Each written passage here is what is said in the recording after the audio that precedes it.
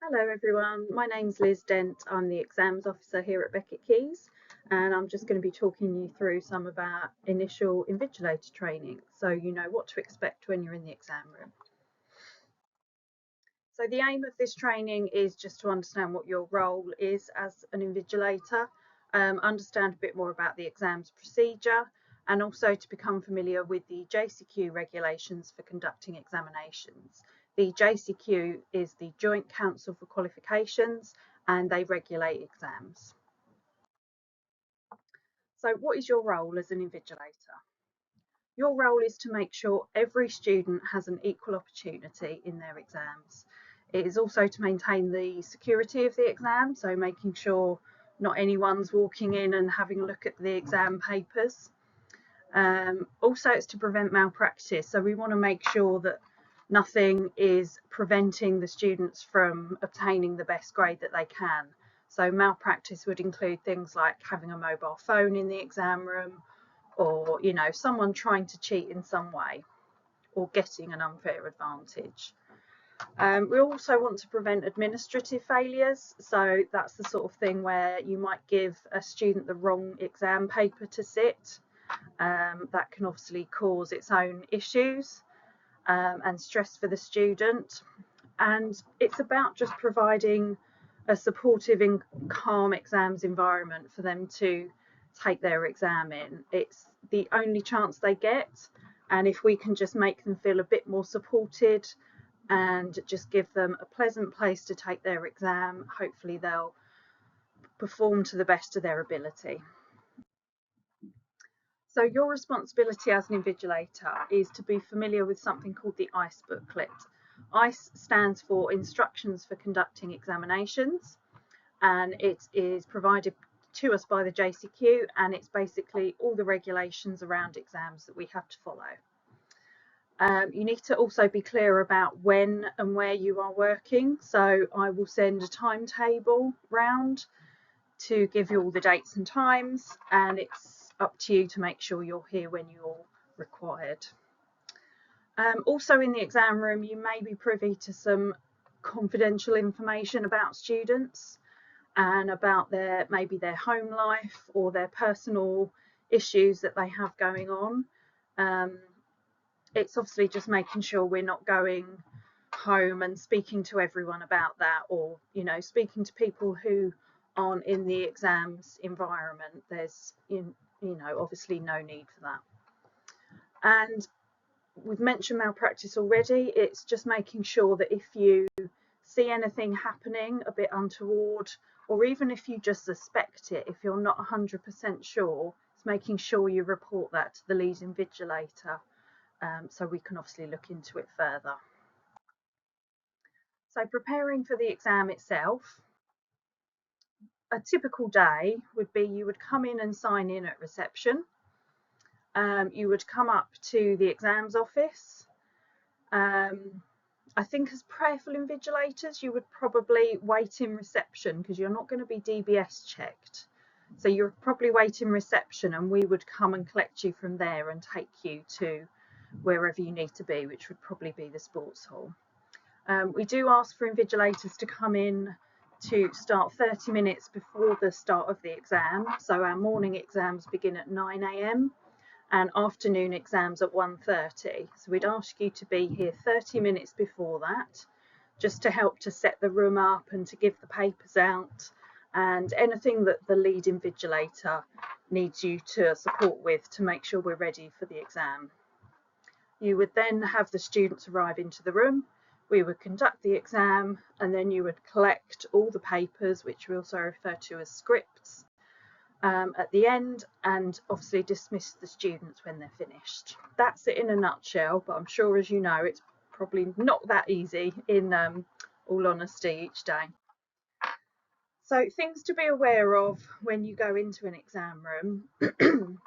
I will try and take care of most of these in the preparation, but it's good for you to be aware. So if anything changes between the time I have set a room up and it's then being used, you need to be aware to make sure we're taking care of these things as we notice them. So We need to make sure all the lights are working in a room.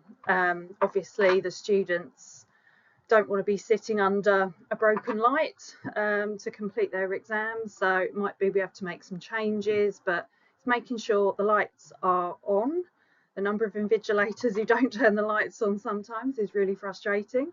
And also the temperature. Obviously it's going to get really cold in the winter. Is it warm enough for them? Is there some noise going on around the room that's going to disturb them? It's just having a look around and thinking, okay, is this a good environment to sit their exams? You'll also need a visible clock in the room, which again is something I would normally provide before you even get into the room, but it's just making sure everyone can see that. The desks have to be 1.25 metres apart from the back of chair to the back of chair.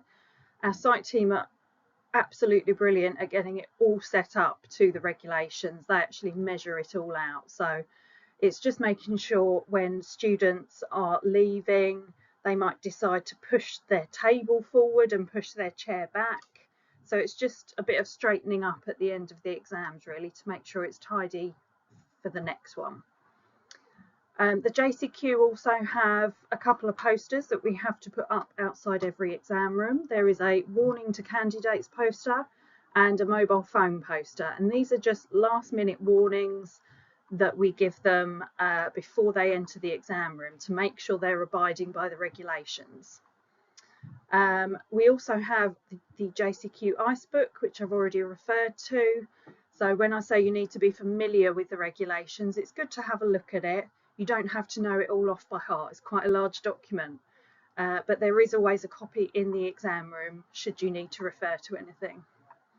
And also we sometimes use classrooms for our exams as well. So it's making sure any display boards are covered, which again I will try and do before the actual start of the exam, but it's just making sure you're aware of all these things so you can be supporting me in making sure all of this is done.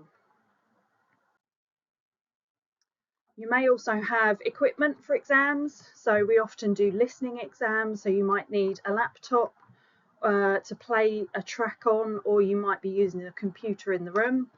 We have laptops for students with access arrangements, that's those students who need additional support. It might be we need fans or heaters. We often need fans in the summer when it gets really warm. Heaters we don't normally provide, but with our old sports hall, if you knew the school in the olden days, our old sports hall was very cold and we had to actually draft in industrial size heaters to keep the students warm while they were working. So yeah, just something again to consider when you're going into the exam room. And we also all use radios for communication. So every exam room will have one. You may not have to actually use it yourself. It will probably be the lead invigilator, but there's always a way that you can contact me or anyone else if you need any help or support in the exam. So we have seating plans for each exam room, and we have a copy inside the exam room that the invigilators can use to check where the papers will go, where certain students you might need to be aware of are seated in that room. And the lead invigilator will use an additional copy as the attendance register as well. So they will check we have all the students that we are expecting in that exam. The lead invigilator will liaise with our senior leadership team as well, and they will provide support to find any students who haven't arrived for their exam.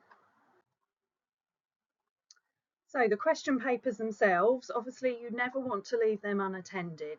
You don't want anyone to be able to have a sneaky peek before the exam or anything like that. So it's making sure we're keeping the integrity of the exam by making sure those are kept secure.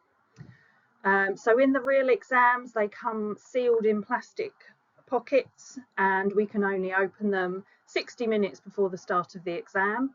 So that is to make sure that no information can be leaked if they can only be opened at that time.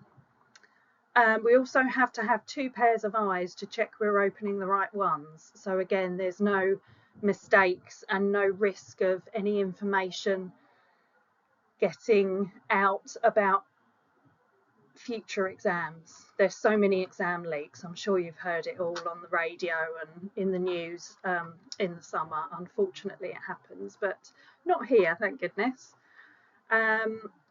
So all our small rooms where we have students with access arrangements, we will put the papers in a non-transparent envelope to transport them. So again, there's nothing that can be seen while it's being moved from room to room.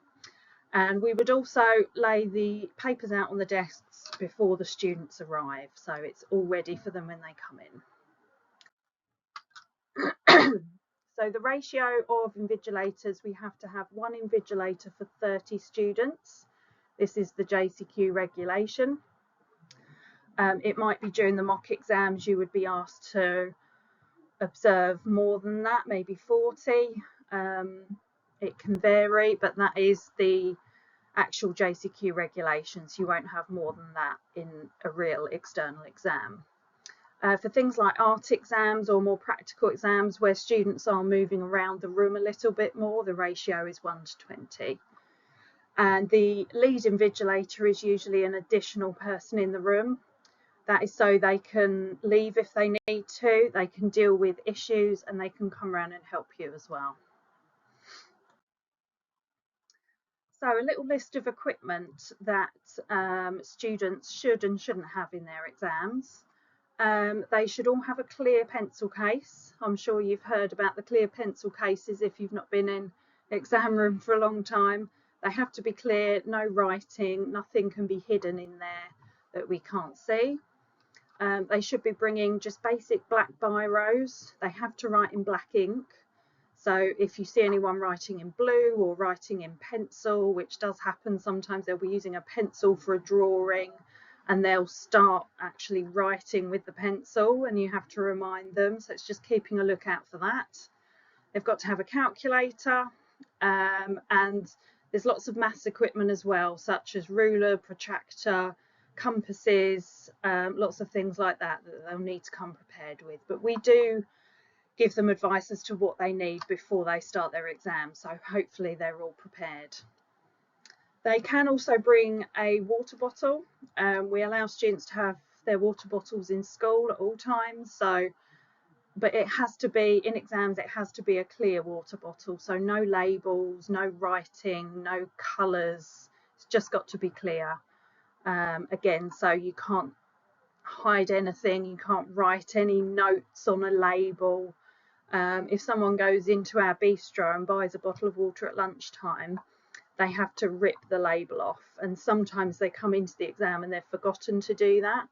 So you can actually tear the label off for them. Sometimes you have to cut them because they're a bit more plasticky now, but that's something to be looking out for definitely, because that happens quite a bit. There's some other things listed there that they may well need, that they should be bringing. We do have spare stationery boxes in the exam room, so if someone has forgotten something, we do have spares. We don't have one per person, so it's a first come, first served, and hopefully most people will bring their own things. So a few things that you can't take into the exam. A mobile phone is the obvious one. We don't want anyone bringing mobile phones into the exam. Any notes, you'll get people who've got the revision cards in their blazer pockets. We want to make sure they've left those in their bag before their exam. And students actually aren't allowed to wear a watch either. That's any type of watch, an analog watch, a digital, or even like a Fitbit or a smartwatch. No watches at all are allowed. And also food, they're not allowed to bring any snacks or sweets or anything.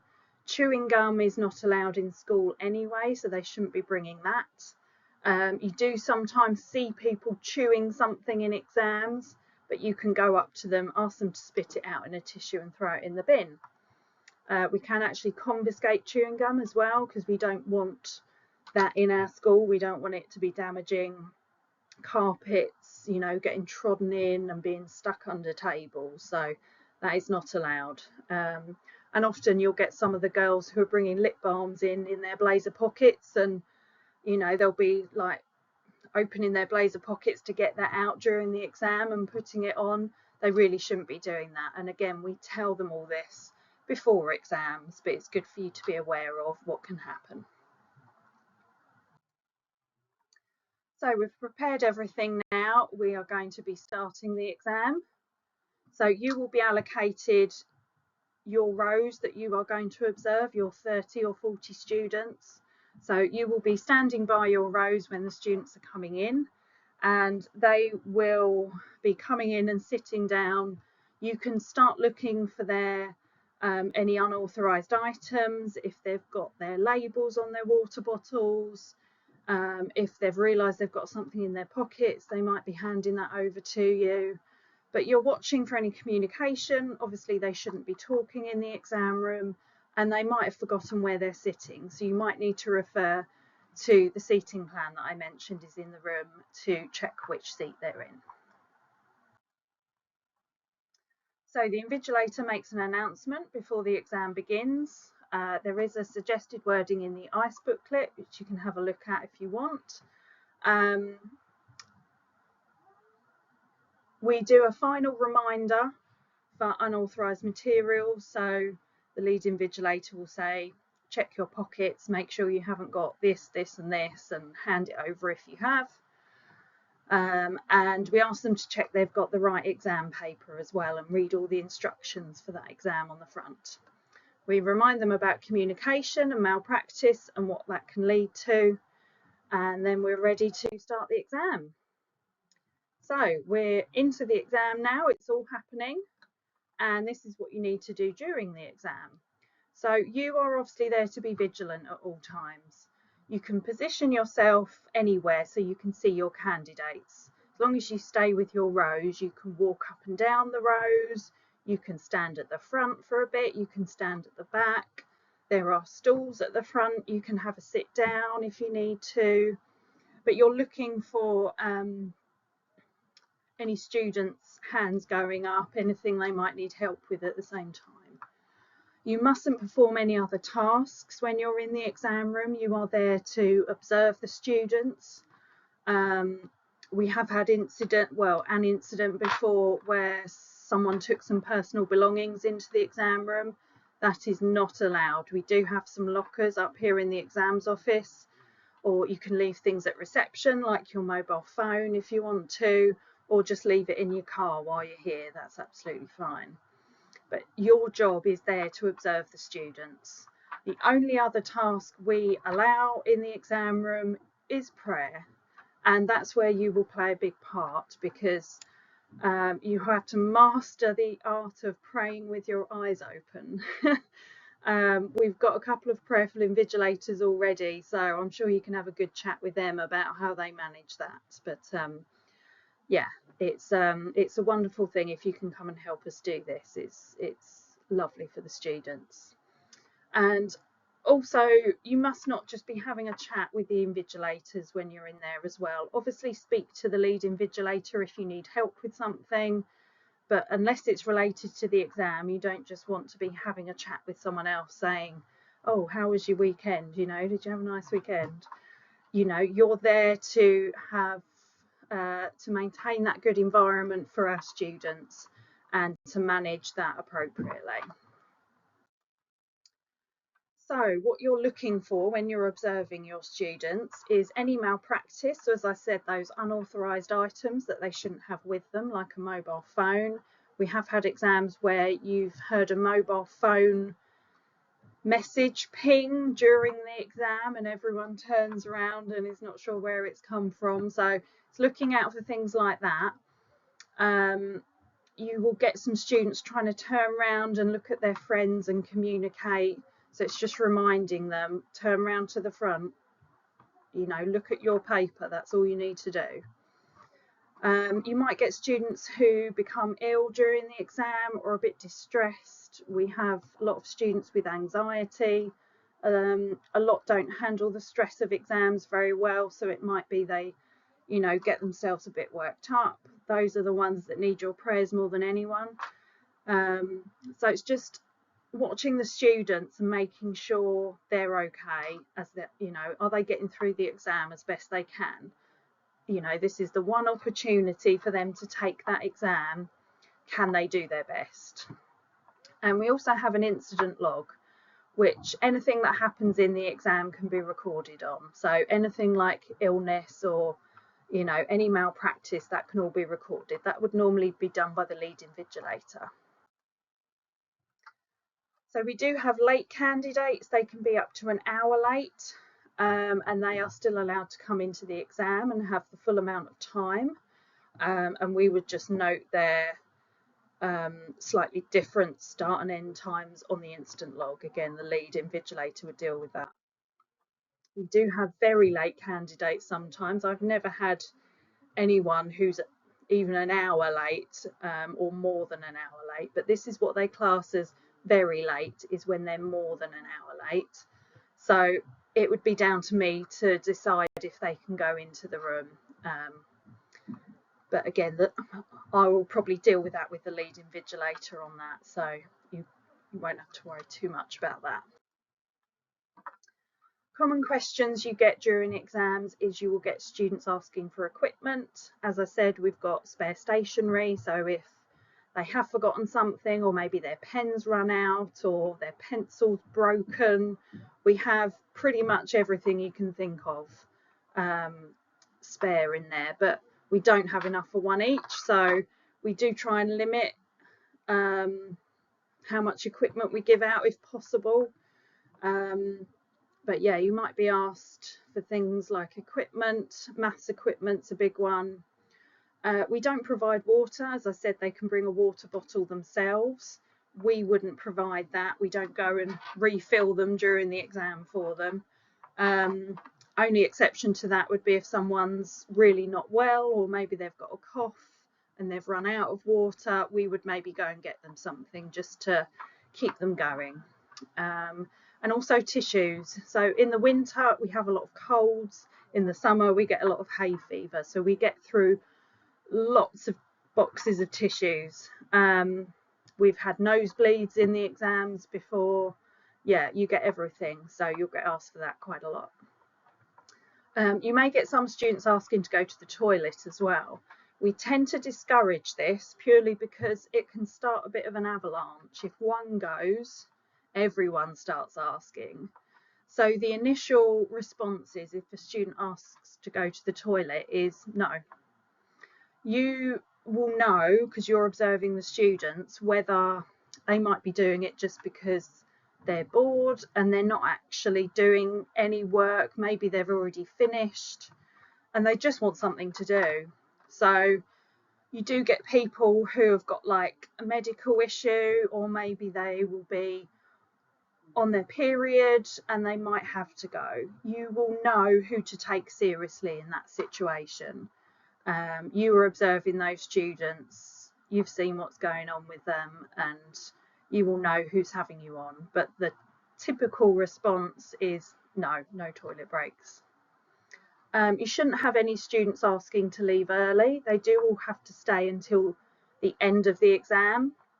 The only exception would be if anyone is being very disruptive to the rest of the room. I might come, or a member of the senior leadership team might come into the room to remove them, but students know they have to stay until the end. You will sometimes get some who have already finished the exam and they'll just put their head down on their desk. I don't mind that, because they're not being disruptive that way. They're not turning around and trying to talk to their friends. That's absolutely fine, but you can just tap them on the shoulder or something, or on the desk, and ask them if they're okay. If you're a bit concerned, that's absolutely fine. And we wouldn't want people to put their heads down quite early on in the exam when they've not even tried. We do try and encourage them to at least have a go at some questions, and just be that encouraging voice to, you know, help them through what is a tough time, you know, doing exams. You might have students who also ask you questions about the exam. So if they say, oh, you know, what does this word in this question mean? I don't know what it means. You can't explain that to them. As I said at the beginning, it's about giving everyone an equal opportunity. So if you're helping someone in an exam room by telling them what a word means, you are giving them an advantage over other people. So we can't tell them, how to answer the questions. We can't tell them what words mean. The only thing you can do if someone is stuck is maybe offer them a bit of encouragement. You could say, well, move on to the next thing maybe, and then you can go back to it later. Or you could say to them, reread the question right from the beginning, and sometimes you can just see it click with them and they're like, oh, I've got it, I know what it is. So just words of encouragement really, and support. If you think of how you would want someone to deal with your child in that situation, that's a good way to think of it. So we've mentioned about illness. As I said, you will know if someone is genuinely not quite right or if they're having you on. So you would always just need to speak to the lead invigilator. It may be the lead invigilator would take them out of the room, just have a chat with them, maybe get them some fresh air, but we'd always give them the same amount of time for the exam. If they could come back in to finish it, we'd make sure they're not missing out on anything there. And as I said before, we always have radios, so if you need to call for help in an emergency, you can contact me or the office or anyone for help. So I've mentioned briefly about students being disruptive. We don't have a lot of these, thank goodness. You know, just a quick remind them that they are being disruptive and they could be removed, they could be disqualified from the exam, you know, asking them to turn around and face the front. That's normally all it takes. But if their behaviour does continue and it is being disruptive to the rest of the room, as I said, I can come and remove them, or the senior leadership team might come down. And anything like that, any incidents, would again be recorded on the incident log by the lead invigilator. So malpractice we've discussed already. Again, it's anything that would give an unfair advantage. So even if someone has a mobile phone in their pocket that they've forgotten to take out or hand to an invigilator, even if they've not intended to use that, that would still be classed as malpractice. They are not meant to have that in their in the exam room at all. And they do have plenty of warnings, so that doesn't happen. But if anyone does, obviously the lead invigilator will deal with that, and that would be recorded on the incident log. So if there was to be a fire alarm, for example, during an exam, the lead invigilator would tell them to stop writing and close their papers and remind them that they're still under exam conditions. They would take a note of the time. You might need to evacuate the room. The lead invigilator would collect the seating plan to check that we have everyone that we should have, and we would evacuate to the tennis courts. And again, students would be allowed the full amount of time for the exam when they're able to return. So we're coming to the end of the exam now. So the lead invigilator will tell students to stop writing when their time is up. They will ask them to check they've filled in everything on the front of their paper. I've had exam papers come back with no names on before. That's an interesting one. So yeah, please do check they've written everything on there that they should. And it's reminding them they're still under exam conditions until they leave the exam room. You might have students in the room who have got extra time. We do have students who need those additional supports. So they must have their full time, and it must still be observed by an invigilator. We can't just, you know, leave them while we're dealing with everyone else. So you would collect the scripts, the exam papers in candidate number order. The lead invigilator will be able to direct you how best to do this, and the rest of the team would all be there to support as well. So that's a good thing to kind of have a chat with people about before the exams begin, so you're prepared for the end of the exam. We would collect the exam paper answer booklets first. That's the thing we need to keep secure. So we want to collect those first, and then there might be some separate resources or sheets that they have as well. We'd then go and collect those separately. and then the lead invigilator would dismiss the candidates a row or two at a time, and then they'd leave the room. So, as we said before the exam, scripts should never be left unattended, especially when they're complete. We don't want anyone coming in and adding a few extra words to get them extra marks. And we don't want anyone coming and having a look through the exam papers. I'm not even allowed to read exam papers at all, and neither are you. The lead invigilator may ask you to bring exam papers back up to the exams office to help them out. So again, you would just take direction from the lead invigilator, and any exam papers from smaller rooms where those students have access arrangements in a different place, they all have to come back to me in the exams office, and I will collate them all together. Every year we are inspected by the JCQ, normally in the summertime, but they can come anytime we have external exams, anytime throughout the year. The only time we find out when they're coming is when they buzz at the gate to come in, so I don't get much notice. I will go round with the JCQ inspector, and they will want to see our exam rooms. They will want to see that all the conditions are being met, all the regulations are being followed, the posters are up outside the room, you've got the right number of invigilators, everything to do with those regulations, which is why you need to be familiar with the JCQ regulations. You don't need to know everything, but again, it's just helping me with those, like the room conditions, and making sure everything is as per the regulations. So that's why it's important for you to watch this training, just so you know the basics, so you can help the rest of the team. Well, that is the end of our presentation. I thank you for your time.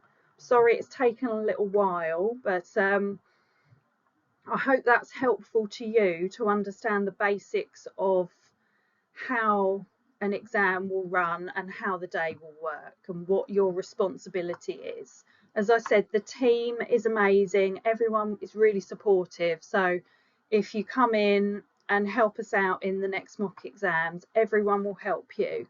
If you've got any questions, there is no stupid question. Please ask, and we'll support you as much as we can. But we really appreciate what you will do for us as a prayerful invigilator, and we'd love to have you on our team. So I look forward to seeing you all soon. Thank you very much for your time. Bye bye.